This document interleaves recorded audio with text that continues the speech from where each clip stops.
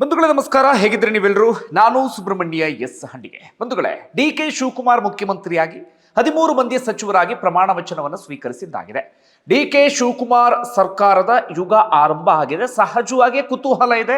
ಡಿ.ಕೆ. ಶಿವಕುಮಾರ್ ಯಾವ ರೀತಿಯಾಗಿ ಸಿಎಂ ಸ್ಥಾನವನ್ನು ನಿಭಾಯಿಸ್ತಾರೆ, ಅವರ ಸಂಪುಟದ ಸಚಿವರು ಯಾವ ರೀತಿಯಾಗಿ ಕೆಲಸವನ್ನ ಮಾಡ್ತಾರೆ ಎನ್ನುವಂತ ರೀತಿಯಲ್ಲಿ. ಯಾಕಂದ್ರೆ ಡಿ.ಕೆ. ಶಿವಕುಮಾರ್ ನಿರಂತರವಾಗಿ ಮುಖ್ಯಮಂತ್ರಿ ಆಗಬೇಕು ಅಂತ ಪ್ರಯತ್ನವನ್ನ ಪಟ್ಟು ಕೊನೆಗೂ ಆ ಕುರ್ಚಿಯನ್ನ ಗಳಿಸುವಲ್ಲಿ ಯಶಸ್ವಿಯಾಗಿದ್ದಾರೆ. ಹೀಗಾಗಿ ನಿರೀಕ್ಷೆ, ಕುತೂಹಲ ಎರಡೂ ಕೂಡ ಇದೆ. ಓಕೆ, ಈಗ ಡಿ.ಕೆ. ಶಿವಕುಮಾರ್ ಸರ್ಕಾರದ ಯುಗ ಆರಂಭ ಆಗ್ತಾ ಇದ್ದಾಗ ಒಂದಷ್ಟು ಬೆಳವಣಿಗೆ ಆಗ್ತಿದೆ. ಅದೇನೇನು ಅಂತ ಗಮನಿಸ್ತಾ ಹೋಗೋಣ. ಮೊದಲಿಗೆ ಡಿ.ಕೆ. ಶಿವಕುಮಾರ್ ಅತ್ಯುತ್ಸಾಹದಲ್ಲಿ ಓಡಾಡ್ತಾ ಇದ್ದಾರೆ. ಸಾಲು ಸಾಲು ಅಧಿಕಾರಿಗಳ ಸಭೆಯನ್ನ ಕರೆತಿದ್ದಾರೆ. ಅವರಿಗೊಂದಷ್ಟು ಎಚ್ಚರಿಕೆ ಕೊಡುವಂತ ಕೆಲಸ, ಡೆಡ್ಲೈನ್ ಕೊಡುವಂತ ಕೆಲಸ, ಇಂತಿಷ್ಟು ದಿನಗಳ ಒಳಗಾಗಿ ಕೆಲಸವನ್ನು ಮುಗಿಸಿ ಅಂತ ಹೇಳಿ ಸೂಚನೆಯನ್ನ ಕೊಡುವಂತ ಕೆಲಸ, ಇಂಥದ್ದೆಲ್ಲವನ್ನು ಕೂಡ ಮಾಡ್ತಾ ಇದ್ದಾರೆ. ಅದರ ನಡುವೆ ಮೊದಲ ಸಚಿವ ಸಂಪುಟ ಸಭೆಯನ್ನು ನಡೆಸಿ ಮೊದಲ ಪತ್ರಿಕಾಗೋಷ್ಠಿಯಲ್ಲೇ ಒಂದು 6 ಘೋಷಣೆಯನ್ನು ಕೂಡ ಮಾಡಿದ್ರು. ವಿದ್ಯಾರ್ಥಿಗಳಿಗೆ ಉಚಿತ ಬಸ್ ಪಾಸ್ ಇವತ್ತಿಂದ ಅದು ಆರಂಭ ಆಗ್ತಾ ಇದೆ. ಹಾಗೆ ಉದ್ಯೋಗ ವಿನಿಮಯ ಕೇಂದ್ರ, ಅಂದ್ರೆ ಖಾಸಗಿ ವಲಯದಲ್ಲೂ ಕೂಡ ಉದ್ಯೋಗ ಪಡಿಬೇಕು ಅಂದ್ರೆ ಅದಕ್ಕೆ ಸ್ಕಿಲ್ ಡೆವಲಪ್ಮೆಂಟ್ ಮಾಡುವಂತ ಕೆಲಸವನ್ನ ಸರ್ಕಾರವೇ ಮಾಡುತ್ತೆ ಎನ್ನುವಂತ ಯೋಜನೆ. ಹಾಗೆ 2500 ಚದರ ಅಡಿ ಒಳಗಿನ ಕಟ್ಟಡಗಳಿಗೆ ಓಸಿ ಸಿಸಿ ಇಲ್ಲದೆ ವಿದ್ಯುತ್ ಸಂಪರ್ಕ, ರಸ್ತೆಗಳಿಗೆ 2500 ಕೋಟಿ ಹಣವನ್ನ ಮೀಸಲಿಡುವಂತಹ ವಿಚಾರ, ಹಾಗೆ ಎ ಖಾತಾ ಬಿ ಖಾತಾದಿಂದ ಎ ಖಾತಾ, ಇಂಥ ಒಂದಷ್ಟು ಯೋಜನೆಗಳನ್ನ ಘೋಷಣೆ ಮಾಡಿ ಆಗಿದೆ. ಇದು ಒಂದು ಕಡೆಯಿಂದ. ಮತ್ತೊಂದು ಕಡೆಯಿಂದ ಗಮನ ಸೆಳೆಯುತ್ತಿರುವಂತಹ ವಿಚಾರ ಅಂದ್ರೆ ಜನರ ಕುಂದುಕೊರತೆಯನ್ನ ಆಲಿಸೋದಿಕ್ಕೆ, ಜನರ ಸಮಸ್ಯೆಯನ್ನ ಆಲಿಸೋದಿಕ್ಕೆ ಪ್ರತ್ಯೇಕವಾದಂತ ಒಂದು ಸಚಿವಾಲಯ ಇರುತ್ತಂತೆ. ದೇಶದಲ್ಲೇ ಇದು ಮೊದಲಂತೆ. ಅಂದ್ರೆ ನಮ್ಗೆ ಏನಾದ್ರೂ ಸಮಸ್ಯೆ ಇದೆ, ಯಾವುದಾದ್ರೂ ಒಂದು ಅರ್ಜಿ ಸಲ್ಲಿಸಬೇಕು ಅಂದ್ರೆ ಆ ಸಚಿವಾಲಯಕ್ಕೆ ಹೋದ್ರೆ ಸಾಕಂತೆ. ಅದಕ್ಕೆ ಪ್ರತ್ಯೇಕವಾದಂತ ಸಚಿವರು ಇರ್ತಾರೆ. ಬಹುತೇಕ ಸಂತೋಷ್ ಲಾಡ್ ಅದಕ್ಕೆ ನೇಮಕ ಆಗುವಂತ ಸಾಧ್ಯತೆ ಇದೆ ಎನ್ನುವಂತ ಮಾತುಗಳು ಕೂಡ ಕೇಳಿ ಬರ್ತಾ ಇದೆ. ಒಂದು ಪ್ರತ್ಯೇಕವಾದಂತ ಸಚಿವಾಲಯ, ಅಲ್ಲಿ ಮಿನಿಸ್ಟರ್ ಇರ್ತಾರೆ, ಅಧಿಕಾರಿಗಳು ಇರ್ತಾರೆ. ನಮ್ಗೇನಾದ್ರೂ ಸಮಸ್ಯೆ ಇತ್ತು, ನಮ್ಗೇನಾದ್ರೂ ಕುಂದುಕೊರತೆ ಇತ್ತು ಅಂತಾದ್ರೆ ನೇರವಾಗಿ ಅವ್ರ ಹತ್ರನೇ ಹೋಗಿ ಪ್ರತಿ ಇಲಾಖೆಗಳಿಗೆ ಸಂಬಂಧಪಟ್ಟ ಅರ್ಜಿ ಸಲ್ಲಿಸೋದು, ಅವರು ಸಂಬಂಧಪಟ್ಟಂತ ಇಲಾಖೆಗಳ ಗಮನಕ್ಕೆ ತರುವಂತ ಕೆಲಸವನ್ನ ಮಾಡ್ತಾರಂತೆ. ನನ್ನ ಪ್ರಕಾರ ಇದೊಂದು ಒಳ್ಳೆಯದು. ನೋಡೋಣ ಎಷ್ಟರ ಮಟ್ಟಿಗೆ ಇದು ಕಾರ್ಯರೂಪಕ್ಕೆ ಬರುತ್ತೆ, ಏನ್ ಕತೆ ಎನ್ನುವಂತ ರೀತಿಯಲ್ಲಿ. ಅದರ ಆಚೆಗೆ ಇದ್ದಂತಹ ಕುತೂಹಲ ಅಂದ್ರೆ ಯಾವ್ಯಾವ ಸಚಿವರಿಗೆ ಯಾವ್ಯಾವ ಖಾತೆಯನ್ನ ಕೊಡಲಾಗುತ್ತೆ ಎನ್ನುವ ವಿಚಾರಕ್ಕೆ ಸಂಬಂಧಪಟ್ಟ ಹಾಗೆ. ಯಾವ ಕಾರಣಕ್ಕಾಗಿ ಅಂದ್ರೆ ಇಂಥದ್ದೇ ಖಾತೆ ಬೇಕು ಅಂತ ಒಂದಷ್ಟು ಸಚಿವರು ಪಟ್ಟು ಹಿಡಿದು ಕುಳಿತುಕೊಂಡಿದ್ರು. ಪ್ರಮುಖವಾಗಿ ಹಿಂದೆ ಸಿದ್ದರಾಮಯ್ಯನವರ ಸಂಪುಟದಲ್ಲಿ ಇದ್ದಂಥವ್ರು ಯಾವ ಖಾತೆಯನ್ನು ನಿಭಾಯಿಸ್ತಾ ಇದ್ರು. ಉದಾಹರಣೆಗೆ ಕೃಷ್ಣ ಬೈರೇಗೌಡರು ಕಂದಾಯ ಇಲಾಖೆಯನ್ನು ನಿರ್ವಹಿಸ್ತಾ ಇದ್ರು. ಕಂದಾಯ ಇಲಾಖೆಯಲ್ಲಿ ಸಾಕಷ್ಟು ಹೆಸರನ್ನು ಕೂಡ ಮಾಡಿದಂಥವ್ರು ಕೃಷ್ಣ ಬೈರೇಗೌಡರು. ಒಳ್ಳೆ ಪರ್ಫಾರ್ಮರ್ ಅಂತಲೂ ಕೂಡ ಕರೆಸ್ಕೊಳ್ತಾ ಇದ್ರು. ಅವರು ಯಾವುದೇ ಸಚಿವ ಸ್ಥಾನಕ್ಕೂ ಕೂಡ ಲಾಬಿ ಮಾಡಲಿಲ್ಲ. ತಮ್ಮ ಕೆಲಸದ ಮೂಲಕವೇ ಸಚಿವ ಸ್ಥಾನವನ್ನು ಪಡೆದುಕೊಂಡಂಥವರು. ಈಗ ಕೃಷ್ಣ ಬೈರೇಗೌಡರು ಕೇಳ್ತಾ ಇದ್ರು, ನಂಗೆ ಕಂದಾಯ ಇಲಾಖೆಯೇ ಬೇಕು, ಯಾಕಂದ್ರೆ ನಾನು ಕೆಲಸವನ್ನ ಮಾಡ್ತಾ ಇದ್ದೆ, ಆ ಇಲಾಖೆಯ ಆಳ ಅಗಲ ಜ್ಞಾನ ಎಲ್ಲವೂ ಕೂಡ ಸಂಪೂರ್ಣವಾಗಿ ಇದೆ ಎನ್ನುವ ರೀತಿಯಲ್ಲಿ ಕೃಷ್ಣ ಬೈರೇಗೌಡರ ರೀತಿಯಲ್ಲಿ ಬೇರೆ ಬೇರೆಯವರು ಕೂಡ ಅದೇ ರೀತಿಯಾಗಿ ಕೇಳ್ತಾ ಇದ್ರು. ಹೀಗಾಗಿ ಈ ಹಿಂದೆ ನಿರ್ವಹಿಸ್ತಾ ಇದ್ದಂತ ಖಾತೆಯನ್ನೇ ಕೊಡಲಾಗುತ್ತಾ ಅಥವಾ ಏನಾದರೂ ಬದಲಾಯಿಸಲಾಗುತ್ತಾ? ಸಹಜವಾಗಿ ಇಂಥ ಒಂದಷ್ಟು ಕುತೂಹಲಗಳೆಲ್ಲವೂ ಕೂಡ ಇತ್ತು. ಬಹುತೇಕರಿಗೆ ಇದೀಗ ಖಾತೆ ಬದಲಾವಣೆ ಆಗಿದೆ. ಹೀಗಾಗಿ ಖಾತೆ ಕುರಿತಂತೆ ಖ್ಯಾತಿಯೂ ಕೂಡ ಶುರುವಾಗಿದೆ. ಮೊದಲಿಗೆ ಖ್ಯಾತಿಯ ವಿಚಾರವನ್ನ ನೋಡಿ ಅದಾದ ಬಳಿಕ ಯಾವ್ಯಾವ ಖಾತೆಯನ್ನು ಹಂಚಿಕೆ ಮಾಡಲಾಗಿದೆ ಅನ್ನೋದನ್ನ ಗಮನಿಸೋಣ. ಬೇರೆಲ್ಲರೂ ಕೂಡ ಕೊಟ್ಟಂತ ಖಾತೆಗೆ ಸಂಬಂಧಪಟ್ಟ ಹಾಗೆ ತೀವ್ರ ಅಸಮಾಧಾನ ಅಂತದ್ದೇನು ವ್ಯಕ್ತಪಡಿಸ್ತಾ ಇಲ್ಲ. ಅಸಮಾಧಾನ ಇದ್ರೂ ಕೂಡ ಮನಸ್ಸೊಳಗೆ ಇಟ್ಕೊಂಡಿದ್ದಾರೆ, ಹೊರಗಡೆ ಯಾರು ಕೂಡ ಹಾಕ್ತಾ ಇಲ್ಲ. ಆದ್ರೆ ಒಬ್ರು ಮಾತ್ರ ಬಹಿರಂಗವಾಗಿ ಸಿಡಿದೆದ್ದಿದ್ದಾರೆ. ಅದು ರಾಮಲಿಂಗಾರೆಡ್ಡಿ. ಬಿಟಿಎಂ ಲೇಔಟ್ ವಿಧಾನಸಭಾ ಕ್ಷೇತ್ರದ ಶಾಸಕರು, 8 ಬಾರಿ ಶಾಸಕರಾಗಿ ಇದ್ದಂಥವರು. ಅವರಿಗೆ ಈಗ ಜಲಸಂಪನ್ಮೂಲ ಇಲಾಖೆಯನ್ನ ಕೊಡಲಾಗಿದೆ. ಅವರು ಕೇಳ್ತಾ ಇದ್ದಿದ್ದೇನು, ಬೆಂಗಳೂರು ಅಭಿವೃದ್ಧಿ ಖಾತೆ ಬೇಕು ಎನ್ನುವಂತ ರೀತಿಯಲ್ಲಿ.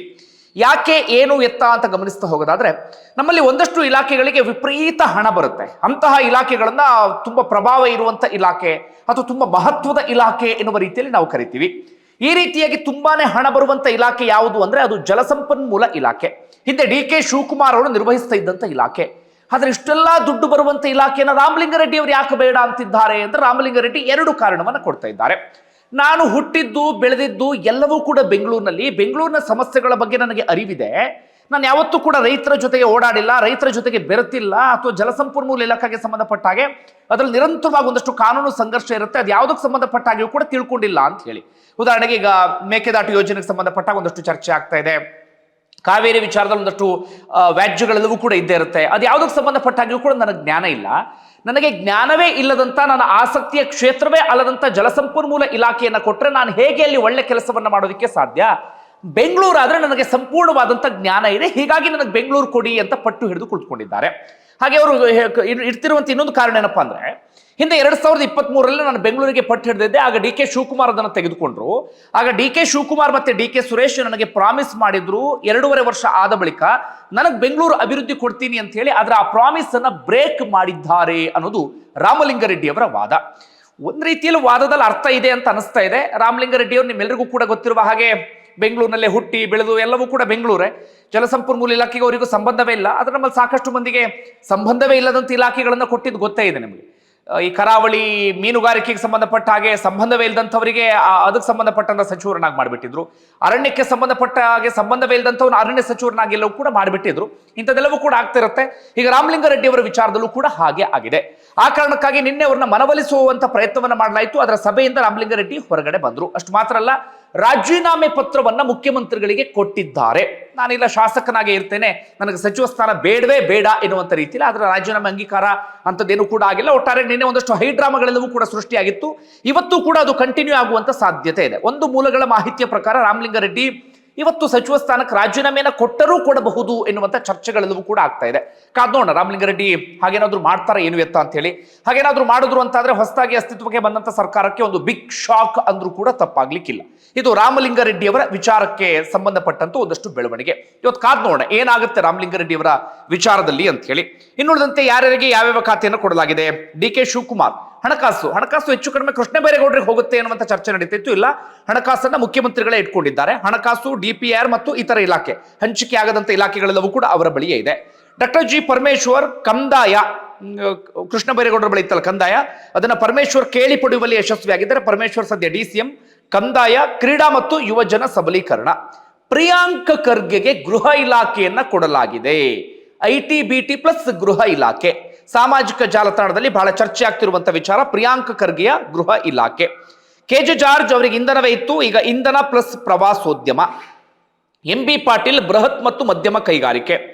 ಸತೀಶ್ ಜಾರಕಿಹೊಳಿ PWD ಲೋಕೋಪಯೋಗಿ, ಅದೇ ಕಂಟಿನ್ಯೂ ಆಗಿದೆ, ಲೋಕೋಪಯೋಗಿ ಇಲಾಖೆ. ಕೃಷ್ಣ ಬೈರೇಗೌಡರಿಗೆ ಇದೀಗ ಬೆಂಗಳೂರು ನಗರಾಭಿವೃದ್ಧಿಯನ್ನು ಕೊಡಲಾಗಿದೆ. ಯಾಕೆ ರಾಮಲಿಂಗಾರೆಡ್ಡಿ ಪಟ್ಟು ಹಿಡಿದು ಕೃಷ್ಣ ಬೈರೇಗೌಡರಿಗೆ ಕೊಟ್ಟರು ಅಂದ್ರೆ, ಕೃಷ್ಣ ಬೈರೇಗೌಡರು ಹಿಂದೆ ಕಂದಾಯ ಇಲಾಖೆಯಲ್ಲಿ ಏನ್ ಮಾಡ್ತೀನಿ ಅನ್ನೋದನ್ನ ತೋರಿಸುವಲ್ಲಿ ಯಶಸ್ವಿಯಾಗಿದ್ರು. ಈಗ GBA ಚುನಾವಣೆ ಬರ್ತಾ ಇದೆ. GBA ಚುನಾವಣೆಯನ್ನು ಇವರು ಗೆಲ್ಲಲೇಬೇಕಾದಂತ ಅನಿವಾರ್ಯ ಪರಿಸ್ಥಿತಿಯಲ್ಲಿದ್ದಾರೆ. ಏನಾದ್ರೂ ಸೋತ್ರು ಅಂತಾದ್ರೆ ಅಸ್ತಿತ್ವಕ್ಕೆ ಬಂದಂತ ಸರ್ಕಾರಕ್ಕೆ ಮುಖಭಂಗ ಅನ್ನುವ ರೀತಿಯಲ್ಲಿ ಕರೆಸಿಕೊಳ್ಳುತ್ತೆ. ಹೀಗಾಗಿ GBA ಚುನಾವಣೆಯನ್ನು ಗೆಲ್ಲುವಂತ ಉದ್ದೇಶದಿಂದ ಕೃಷ್ಣ ಬೈರೇಗೌಡರಿಗೆ ಇದೀಗ ಬೆಂಗಳೂರು ಅಭಿವೃದ್ಧಿ ಇಲಾಖೆಯನ್ನ ಕೊಡಲಾಗಿದೆ. ರಾಮಲಿಂಗಾರೆಡ್ಡಿಗೆ ನಾನು ಆಗ್ಲೇ ಹೇಳಿದಾಗೆ ಜಲಸಂಪನ್ಮೂಲ ಇಲಾಖೆ, KH ಮುನಿಯಪ್ಪಗೆ ಆಹಾರ ಮತ್ತು ನಾಗರಿಕರ ಸರಬರಾಜು, ಬೈರತಿ ಸುರೇಶ್ಗೆ ಸಾರಿಗೆ ಇಲಾಖೆಯನ್ನು ಕೊಡಲಾಗಿದೆ. UT ಖಾದರ್ಗೆ ಆರೋಗ್ಯ, ಸ್ಪೀಕರ್ ಆಗಿದ್ದಂಥವ್ರು ಈಗಾಗಲೇ ಬಹಳ ಆಕ್ಟಿವ್ ಆಗಿದ್ದಾರೆ. ರಾತ್ರಿಯಿಂದಲೇ ಆಸ್ಪತ್ರೆಗಳ ರೌಂಡ್ಸ್ ಹೊಡೆಯೋದಕ್ಕೆ ಶುರು ಮಾಡ್ಕೊಂಡಿದ್ದಾರೆ. ಯತೀಂದ್ರ ಸಿದ್ದರಾಮಯ್ಯಗೆ ನಗರಾಭಿವೃದ್ಧಿ, ಓವರಾಲ್ ನಗರಾಭಿವೃದ್ಧಿಯನ್ನು ಕೊಡಲಾಗಿದೆ. ಶರಣ್ ಪ್ರಕಾಶ್ ಪಾಟೀಲ್ ಅವರ ಹೆಸರು ಕೇಳ್ತಿದ್ದಾಗೆ ನಮ್ಗೆ ನೆನಪಾಗೋದು ವೈದ್ಯಕೀಯ ಶಿಕ್ಷಣ ಅಂತ, ಈಗಲೂ ಕೂಡ ವೈದ್ಯಕೀಯ ಶಿಕ್ಷಣ ಇಲಾಖೆ. ಈಶ್ವರ್ ಖಂಡ್ರೆ ಅವರಿಗೆ ಅರಣ್ಯದಲ್ಲಿದ್ರು, ಈ ಬಾರಿ ಗ್ರಾಮೀಣಾಭಿವೃದ್ಧಿ ಇಲಾಖೆಯನ್ನ ಈಶ್ವರ್ ಖಂಡ್ರೆ ಅವರಿಗೆ ಕೊಡಲಾಗಿದೆ. ಇದು ಸಚಿವರ ಖಾತೆ ಹಂಚಿಕೆ ವಿಚಾರ. ಯಾವ ರೀತಿಯಾಗಿ ಪರ್ಫಾರ್ಮ್ ಮಾಡ್ತಾರೆ ಕಾದು ನೋಡೋಣ. ಯಾಕಂದ್ರೆ ಇರೋದೇ ಕೇವಲ 2 ವರ್ಷ ಮಾತ್ರ ಈ ಅವಧಿಯಲ್ಲಿ. ಇನ್ನುಳಿದಂತೆ ಇನ್ನೂ 20 ಸಚಿವ ಸ್ಥಾನ ಬಾಕಿ ಇದೆ. ಈಗಾಗಲೇ ಲಾಬಿ ಎಲ್ಲವೂ ಕೂಡ ಶುರುವಾಗಿದೆ. ಲಕ್ಷ್ಮೀ ಹೆಬ್ಬಾಳ್ಕರ್, ಸಂತೋಷ್ ಲಾಡ್, ದಿನೇಶ್ ಗುಂಡೂರಾವ್, ಹಿಂದಿನ ಸಂಪುಟದಲ್ಲಿದ್ದಂಥವ್ರು HK ಪಾಟೀಲ್, ಇವರೆಲ್ಲರೂ ಕೂಡ ನಿರಂತರವಾಗಿ ಪ್ರಯತ್ನವನ್ನ ಪಡ್ತಿದ್ದಾರೆ. ಇನ್ನೊಂದು ಉಳಿದಂಥವ್ರು DK ಶಿವಕುಮಾರ್ ಮುಖ್ಯಮಂತ್ರಿ ಆಗಲಿ ಅಂತ ಹೇಳಿ ಜೈ ಹೋ ಅಂತ ಸುತ್ತಮುತ್ತ ಎಲ್ಲ ಓಡಾಡ್ತಾ ಇದ್ರಲ್ಲ, ಅವರು ಕೂಡ ಇದೀಗ DK ಶಿವಕುಮಾರ್ ಸುತ್ತ ಪ್ರದಕ್ಷಿಣೆ ಹಾಕೋದಕ್ಕೆ ಶುರು ಮಾಡ್ಕೊಂಡಿದ್ದಾರೆ. ಏನಾಗುತ್ತೆ ಅನ್ನೋದನ್ನ ಕಾದು ನೋಡ್ಬೇಕಾಗಿದೆ. ಮೊದಲ ಪಟ್ಟಿಯಲ್ಲಿ ಸಿದ್ದರಾಮಯ್ಯನವರ ಆಪ್ತರಿಗೆ ಸಿಕ್ಕಿದೆ. ಎರಡನೇ ಪಟ್ಟಿಯಲ್ಲಿ DK ಶಿವಕುಮಾರ್ ಅವರ ಆಪ್ತರಿಗೆ ಸಿಗುವಂತ ಸಾಧ್ಯತೆ ಇದೆ ಎನ್ನುವಂತ ಮಾತುಗಳು ಕೇಳಿ ಬರ್ತಾ ಇದೆ. ಇದರ ಆಚೆಗೆ ಏನು ಬೆಳವಣಿಗೆ ಆಗ್ತಾ ಇದೆ. ಸತೀಶ್ ಜಾರಕಿಹೊಳಿ ಪ್ರತಿ ನಡೆಯೂ ಕೂಡ ಇದೀಗ ನಿಗೂಢ ಅಂತ ಅನಿಸ್ತಾ ಇದೆ. ಏನು ಮಾಡ್ತಿದ್ದಾರೆ ಅನ್ನೋದು ಅರ್ಥ ಆಗ್ತಿಲ್ಲ. ಕಾರಣ ಸತೀಶ್ ಜಾರಕಿಹೊಳಿ ಮುಖ್ಯಮಂತ್ರಿ ಆಗಬೇಕು ಅಂತಲೇ ಅಂದ್ಕೊಂಡಂತವ್ರು ಆರಂಭದಲ್ಲಿ. ಅದಾದ ಬಳಿಕ ಅಟ್ಲೀಸ್ಟ್ DCM ಆಗಬೇಕು ಅಂತ ಅನ್ಕೊಂಡಿದ್ರು. ಅದಾದ ಬಳಿಕ KPCC ಪ್ಲಸ್ ಒಂದು ಸಚಿವ ಸ್ಥಾನ ಬೇಕು ಅಂದ್ಕೊಂಡಿದ್ರು. ಆದ್ರೆ ಅದ್ಯಾವುದು ಕೂಡ ಆಗಲಿಲ್ಲ. ಈಗ ನಾರ್ಮಲ್ ಆಗಿ ಕೇವಲ ಒಂದು ಸಚಿವ ಸ್ಥಾನ ಮಾತ್ರ ಅವರಿಗೆ ಸಿಕ್ಕಿದೆ. ಏನಾಯ್ತು ಅವ್ರ ವಿಚಾರದಲ್ಲಿ ಅಂದ್ರೆ, ಈಗ ಕಾಂಗ್ರೆಸ್ ಹೈಕಮಾಂಡ್ ಹೇಳ್ತಾ ಇದೆ ಒಬ್ಬರಿಗೆ ಒಂದು ಹುದ್ದೆ ಮಾತ್ರ ಅಂತ. ಸತೀಶ್ ಜಾರಕಿಹೊಳಿ ವಾದ ಏನಪ್ಪಾ ಅಂದ್ರೆ, ಹಿಂದೆ DK ಶಿವಕುಮಾರ್ ಅವರಿಗೆ ನೀವು KPCC ಪ್ಲಸ್ DCM ಕೊಟ್ಟಿದ್ರಿ, ಮಲ್ಲಿಕಾರ್ಜುನ ಖರ್ಗೆ, ಹೀಗೆ ಸಾಕಷ್ಟು ಜನರ ಉದಾಹರಣೆ ಇದೆ. ನನಗ್ ಮಾತ್ರ ಯಾಕೆ ಒಂದೇ ಹುದ್ದೆ ಎನ್ನುವಂತ ನಿಲುವು ಎನ್ನುವ ರೀತಿಯಲ್ಲಿ ಸತೀಶ್ ಜಾರಕಿಹೊಳಿ ವಾದ.